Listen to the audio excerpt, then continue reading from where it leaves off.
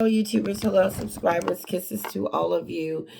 I'm not in my normal spot. This is going to be part 2 of Iman and Stephanie's interview. I did just hear breaking news.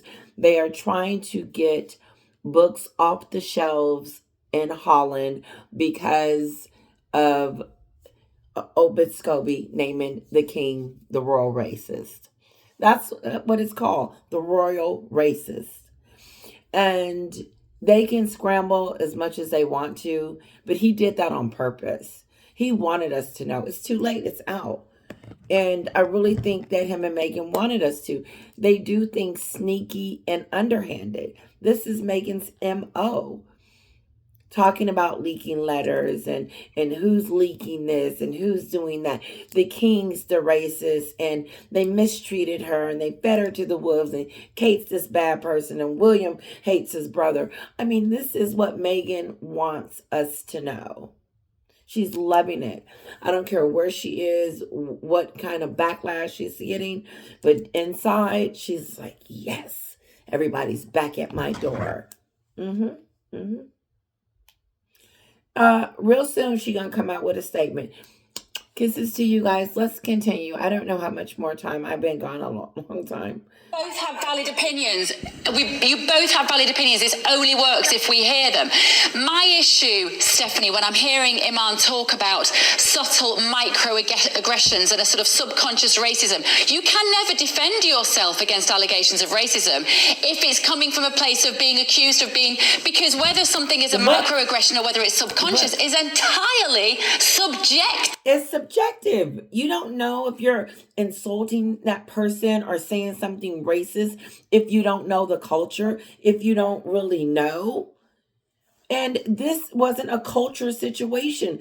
This wasn't because it wasn't a black and white issue. This wasn't. It was a innocent conversation. It wasn't black and white. One of you guys used to tell me that a lot. It has nothing. I knew it all along, but what I'm saying is them wanting to know the color of the baby's skin or what the baby's going to look like. And I don't think it was just what the baby was going to look like in terms of color. They could have been talking what the baby would look like in terms of the hair, the feet, the face features and everything. No. And see, that's why Iman is wrong. Trying to make it be something that it's not. It is subjective. But the thing is that it never was intended to be a racist undertone. And it wasn't a racist undertone. But Meghan made it a race undertone. The thing that they are not talking about is why the whole situation on the Oprah interview was that the reason why they wasn't going to get the title was because of the color of the skin. Well, isn't it debunked now since they got the titles that the king wasn't racist because he gave them the titles? But it goes deeper than that because we shouldn't have to take it there because it wasn't a racist comment. It was a conversation that was had. Like, I wonder what the baby is going to look like. And then that's when she threw in the race color and that he wasn't going to get security and the titles. I truly believe, in my opinion, this all this hype and stuff and dramatize out about the book.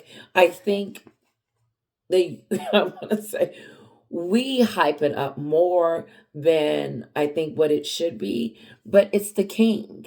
That's why it's hyped up. It's the royal family. It's not just any family. They're the dynasty of it all. And then you got these two idiots talking about them.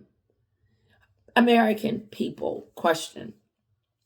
Do you think it's okay for Meghan and Harry to constantly talk bad and negative about the family and then use other people to do it, like Obit Scobie, Tyler Perry, and the list goes on?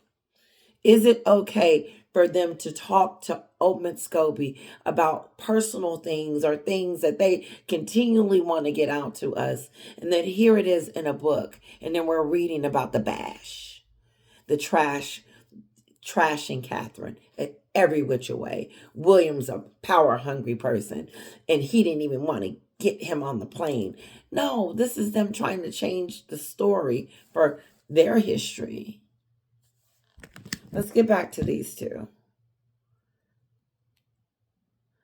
So yeah, no, they're running around. This is that Meghan stuff. Okay, Meghan does stupid stuff like this. Running around. Let's get the book. Let's get it. Let's get it. It got leaked and da da da da da. She's making an ass out of herself. She really is. She looks like an ASS.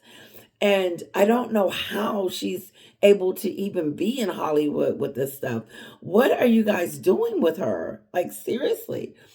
Like, honestly, what does she contribute? And not that. How can anyone take her seriously? This is a joke. And I'm sure what I think over here is that we can't be taking this seriously. Come on, guys. Look at this. She was on the Oprah show talking about her son's skin color. Somebody said it's racist, and she's still talking about it today. She wants us to know. Oh, Miss Gummy was waiting for one of them people to say, "Oh, the book, this book has Charles's name in it, the racist." What?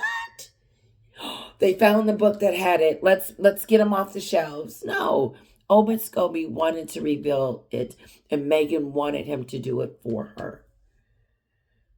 And therefore, you cannot defend yourself against it. Stephanie, go on. Well, this is what my problem is, because she's made my problem is that I'm talking about overt racism. Overt racism is when I can have facts. How can you judge someone about internal racism? What is your facts on someone's thoughts or feelings? No, Stephanie didn't got in her tail. How can you judge people on that? How can you judge King Charles or anyone? And I'm not saying King Charles because I don't believe nobody said anything. How can you judge me on something that I am not even aware of? And then before I can even let you know how I felt, I'm on the Oprah show telling it. I'm on the Oprah show talking about racism. I'm switching it because I know I confused myself on that one. How can Meghan get on the Oprah show and talk? She didn't know. That skin color thing, she was guessing. And then Iman gave her unconscious bias. I don't know. But I'm going to rewind it. How are we supposed to know unless you put it in a book that, don't... the do's and don'ts of when you're black and when you're white and how you're going to commit racism. But then even with Iman, even when Stephanie said, well, she hasn't said it yet, so let me get back. I'm going to rewind it a little bit so I can get a fresh, because I don't have a fresh. Then we can make my problem is that I'm talking about overt racism. Overt racism is when I can have facts. How can you judge someone about internal racism? What is your facts on someone's thoughts or feelings? Then we can all be accused of racism, not just white people. Everybody, we can all be accused of racism. If it's internal, it's internal. No, Iman, you have taken this too far. You have taken racism too far. Racism is racism. You got to prove it. You got to prove to me. I have to know it. If you call me a nasty name, then I'll know that is what you are. That you are racist. And when you talk about me, but internal, your hair, Letitia, is your hair real? No. Black people too. We need to have real evidence before we're going to start branding people racist. It's not fair. I'm a black woman. Thank you. Stop branding people racist. And then when you're ready to call the King of England racist, you better have your facts. You better have your paperwork. You better have your proof. You can't just be blatantly saying that the head of a kingdom of a country is racist and thinks it's okay, Meghan, with your game plan. This is her playing games and thinks it's okay. And like she said, racism isn't watered down. When you call someone racist like the king, You can't tell me that this is not rattling them. It's not. Because now you're saying directly who said it, and according to Meghan. And Owen Scobie is not running around panicking. He did that on purpose. That was purposeful. He did that on purpose. He wanted us to know. Meghan wanted us to know. And she also wanted us to know that she's got one more in her arsenal because she's blackmailing the royal family. That's called blackmail. Because I'm going to tell who it is. First, we're going to do the interview with Oprah. Then we're going to do the docuseries. And then we're going to do the book. If you haven't got it together by then, King Charles, then we're going to name it an Obi Scobie book. They knew this book was coming out. They know Meghan is deceptive. And why attack the family again? Why? Trust me, I've been through races. I've been through racism experiences. But if I'm going to call someone a racist, and it doesn't feel good at all. You're ready to fight. But I have the facts. But I have facts of what they've said to me and when. If someone has some discrimination against me, go on, Iman. Go on, Iman. Just respond to that. Yeah, no, I sorry, I'm coming out of frame. I do apologize. Stephanie, you're getting me all excited right now. Yeah, because she tells the truth. So I appreciate everything you just said is accurate. I'm not going to negate what you just said. Spot on. I'm there with you, sis. Okay. I know Andrew feels me and I know Bev feels me. You need to have facts, right? We've had this conversation. Yeah, they don't. Something. Let's not live in the world of delusions and entitlement. And well, we were in the land of delusion, Iman, because you were back in the day. She was all on Meghan and Harry's side. Then when the receipts came out that they were lying about the racism, Iman turned her back against Harry and Meghan and said, "I'm done with you guys." Now all of a sudden she didn't revert it back. Patience and all of these things are ultimately leading to extreme wokeism. Let's not lead with that. I agree with you. You need evidence. Good. But this is what I also want to say in terms of nuanced life, right? We know that everything isn't black and white, isn't left or isn't. We do that, but you cannot play games, Iman, with people's lives when you don't know for sure that they actually said or did what Meghan and Harry has accused them of. So to just loosely throw it out there that they're racist and have no proof, and it wasn't. There's no proof that they were racist. And even that King Charles said it wasn't racist. It wasn't racist. Although Iman is trying to home in on some stupid stuff that you can't even read in a book. Right, there's so many kind of grey areas, and this is what we need to take into consideration. No, Iman, no. Ain't gonna be no grey areas when it comes to people's lives and reputation. There's no grey areas. You gotta have facts, girlfriend. You can't be telling. It's the gray area. You're in the gray area, Tisha. You're being racist, but you're in the gray area of that. So you might want to get out. No, I'm not going anywhere because I'm going to always wonder. I wonder what that baby gonna look like. I wonder what that baby gonna look like. No, you're not gonna put me in a category, Iman. Stop putting people in this category of this kind of racism and this kind of racism and this kind of racism. Racism is a bad word. And if you are doing that, that's not great. So don't water it down like Stephanie said in the beginning. Stephanie did it. You're watering it down and you're not making racism is a bad thing. And you're trying to put it in a category because you want to be on the show. We're talking about racism. So if we're going to talk about covert racism, I agree with you. You need evidence. But you also need to take in consideration that covert racism is the reason why it's so prevalent within our society, because it's subtle and you don't need evidence. So therefore you can get away with it. Perpetuate it within. You don't need evidence. That way you can get away with it. So what are you saying? Are you going to come up with something that says it's a problem? I don't know if every time someone said something to me and I don't want to be that sensitive to everything. I don't want me being sensitive to someone asking me about my hair. your organization, perpetuate it within your institution, and no one can check you. Why, Stephanie? Because of what you just said. You need clean-cut evidence. You don't. Not when it comes to covert racism. This is why we try. She said you don't need. It's okay to have this kind of racism. It's not okay to have this kind of racism.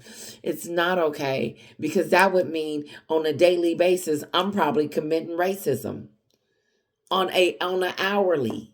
And I don't want to be in that category, Iman.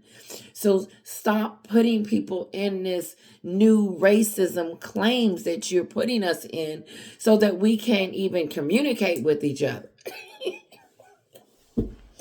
No, I don't. I'm in my daughter's toy room. Yes, we move situations right now. No, I won't be able to talk to nobody. I told this one girl today, I said, you look like you losing weight. And I thought that was a compliment. Is that a curvert or invert? Which one is that? No. I'm not going to be dealing with no extra. You know, because like she said, I've dealt with it. I've felt it. I've had it happen to me. And it's not fun. It's a really sad situation. And you never forget it.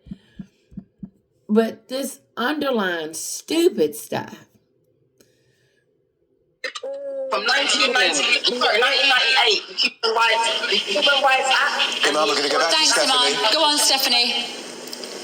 At the end of the day, we are all human, and we can all be guilty of having some forms of discrimination. She said we all are guilty. All. Come on. Or racial thoughts. And it's not, that doesn't, listen. The way Iman is talking, it's almost like she said, we all got something in us then. If we ain't reading a book and figuring out, oh, don't say that, you can't say this, don't do this. You know? You might offend. Call it something else, but don't call it racism, because racism hurts. And it's a different form. And Meghan wasn't hurt behind a conversation that she wasn't even in the room to hear. And 5 years ago. That wasn't racist. This convert, she done made up a new name for it. This is that BS. Now in this generation where we can speak about these things openly, but at the moment you have to understand, especially with the royals, which this debate is about, some of them come from a very old school mindset where now when we're moving to this new modern monarchy, they have to be addressed on these issues. But calling them racist, I think that's a bit too far. I think they do need to address their attitudes and their mindsets to people of colour, as we've seen in the past. But to them rebranding them racism, I just think it's a bit too harsh. And I think the stuff that you're complaining about, black people can be equally criticised for such issues. Go on, Iman. Last word to you. I agree. You have to add context. Sorry, I know we've running out of time. Go ahead. You've gotten used to me. I can talk for days. Stephanie, you have to add the context. 270 years of every king and queen within this country advocating for the enslavement of Africans and colonization of these Africans. We're talking about from Elizabeth I to James IV. This is a fact. 270 years of advocating for subjugating, oppressing black people in Africa. And we're not even talking about neocolonialism. What the hell does that got to do with Meghan and Harry, Iman? Okay, I said it. Right, we're not even talking about what's going on right now. We're just talking about 400 years ago. Okay, so you cannot talk about these things without adding context. If you're going to talk... Okay, I'm done. Okay, 2 videos here, guys. Let's go. A royal boil. Now today marked the release of his royal hatchet job Endgame, which includes some of the most egregious accusations against the palace ever to make it to print. But before I get into those, I'll ask again, who even is its author? I went down to Buckingham Palace, a place stacked full of royal superfans, royal fanatics, to find out if anybody there has a Scooby about Scobie. Have you ever heard of Omid Scobie? No. Okay. Author, done some books on Harry and Meghan? No. Have you heard of Omid Scobie? No. I have not heard of Omid Scobie. Author, royal author? Sorry, no. Omid Scobie, the royal author? No. Not much luck there then, but this is what we do know. about him. Omid Scobie is the unofficial mouthpiece for the Duke and Duchess of Sussex, masquerading as a royal journalist. As a writer for US magazines, he's never been part of the official royal rota, meaning, well, he basically gets the same kind of royal sources, ketchup. But as such, he's become a notorious defector to Team Sussex, regurgitating on a daily basis Harry and Meghan's own fantasy that they are in fact the victims. His first book, titled Finding Freedom, was pure Sussex propaganda after it emerged that Meghan had been covertly briefing Scobie with her side of the story, something that only really came to light in court. And he has a history of playing hard and fast with the truth, even lying about his age to an interviewer by 6 years. Wow. 3 years later, or was that 6? Hard to tell with Scobie instead. Scobie has finally admitted guilt, explaining that he, quote, felt insecure about turning 40. I wouldn't know, I'm only... Look about the royal family that they're all talking about after weeks and weeks of extracts being made public. Endgame has finally been published today. And guess what? A book written by a man described as Harry and Meghan's favoured journalist has stuck the knife into the other royals, but the Sussexes have had an easy cop-out of a ride. Well, some journalists have had the unpleasant job of having to read Omid Scobie's book, and they didn't hold back with their reviews. Anita Singh from The Telegraph really doesn't hold back at all. She says Endgame is ludicrous propaganda for Team Sussex, adding it's laughably posh. Propaganda from Team Sussex. WME. Boom. Devoid of insight and bizarrely misogynistic, and finally putting the boot in with this. She describes it as a hit job reading like a mum's net post. Hit job. Oh. Ooh, a hit job, Meghan. Girl, you messed up this time. You have really messed up this time. And see, this is what she's probably thinking. They're just going to blame me. They're going to blame me. Well, your name is written all over this. And the Times, meanwhile, says that Omid Scobie is breathless, belligerent and boring. And the New York Times even wades in. It's right. Belligerent and boring. Evie Walshover says the chapter about Harry and Meghan reads like a press release. It's boring. You know what? Honestly, TMZ reported on Omid Scobie book, and the only thing they had to say about the book was they didn't talk about the racism. They talked about the William, how Harry and his brother is cooked up by ChatGPT. But joining me now is the royal commentator and author Duncan Larkham. Duncan, it's the book that everybody's talking about, but not many people seem to have much positive words to say about it. No, summary. Okay, so here's the deal. What did they think was going to happen with this book? It was going to be a bestseller. The only reason why the docuseries did great. People watched it. I don't know how great it was. It wasn't great, but how many people watched it? Because it was a prince in there. This book won't get that amount of coverage, but what it's getting is a lot of the UK is speaking on it. We don't know Omid Scobie. We don't. And so I don't even know how many people would really even care over here, to be honest. But if they hear that Charles has been named it, I believe we're going to probably hear more. But there was something else I wanted to say. Oh, okay. Larkham. Duncan, it's the book that everybody's talking about, but not many people seem to have much positive words to say about it. It's got Meghan and Harry written all over it. It says the same thing. Their trend, their MO, the interview with Oprah, the docuseries, the spare book. It's just a add-on to that, because all it does is talk about how bad the royals are. That's what Harry and Meghan been doing since forever. And then all they can talk about is how wonderful they are, how great Meghan is, and how better she is over Catherine. And then, once again, they're going to trash William. He's the mean one. He's going after Harry. He's beating him up. And then it's Meghan, jealous of Catherine. Catherine's a bad person. She's not a hugger. She's off-putting. She's lazy. It is really pathetic. So, I agree with him. It's not getting much. Well, joining me now is the royal commentator and author, Duncan Larkham. Duncan, it's the book that everybody's talking about, but not many people seem to have much positive words to say about it. No, your summary there is probably something that would make Omid think, well, at least I'm going to sell more copies. We're getting talked about. I think it's been a big story, his book. So, of course, he's hoping he's going to sell a lot. That's what the purpose was. That's why he used himself. That's why he allowed himself to be used by Meghan. But it does destroy his career, his credibility, his relevance to his craft. It's really... his latest book. What is he going to do later? Write a book on how Meghan... You can't trust people like this, Meghan. They're just as scandalous as you. When they get through writing this book, then he going to write a new one talking about the truth. He'll probably be delighted with how it's been received. The truth. Meghan made me do it.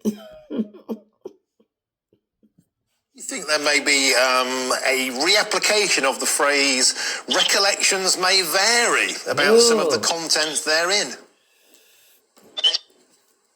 Well, yeah, I mean, a lot of stuff that comes out of this book is yet another attack on Prince William in particular, but also King Charles.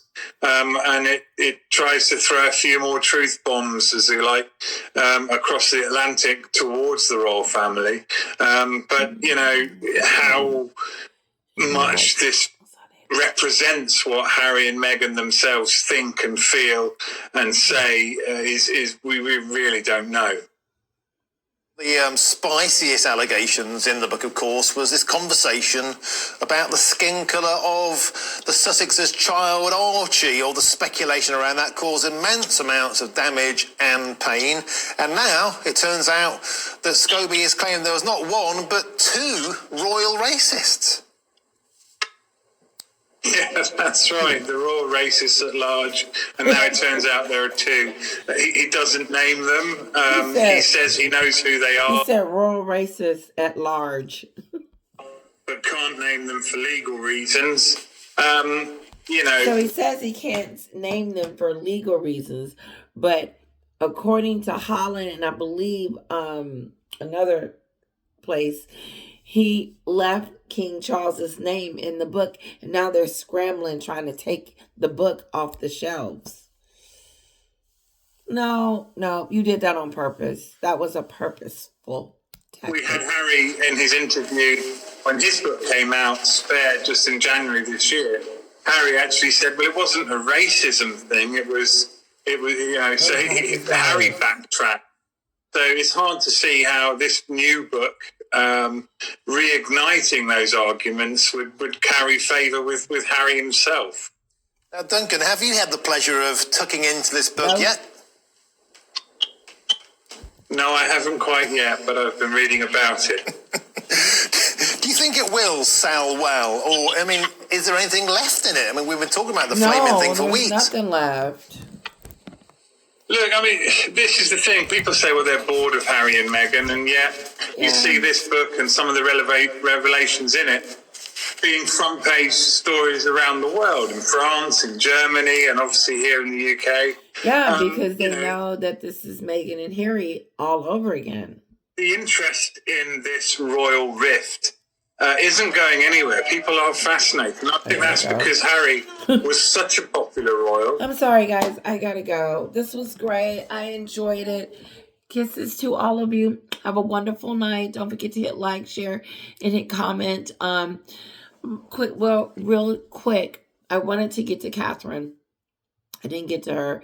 What Meghan was saying about her. I think it's despicable. And I think the journalist... I'm sorry, my daughter's toy.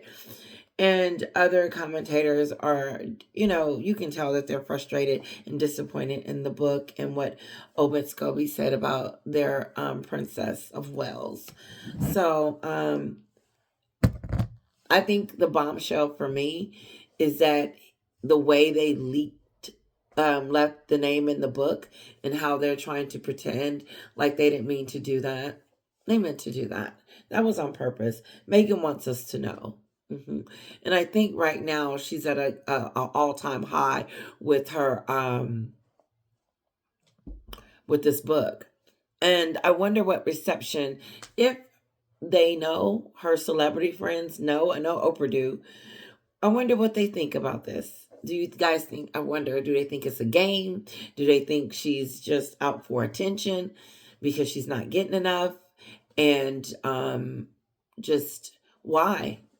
Why continue to destroy your popularity, the little that you do have? Kisses, guys. I'm tired. I'm out. Have a great evening.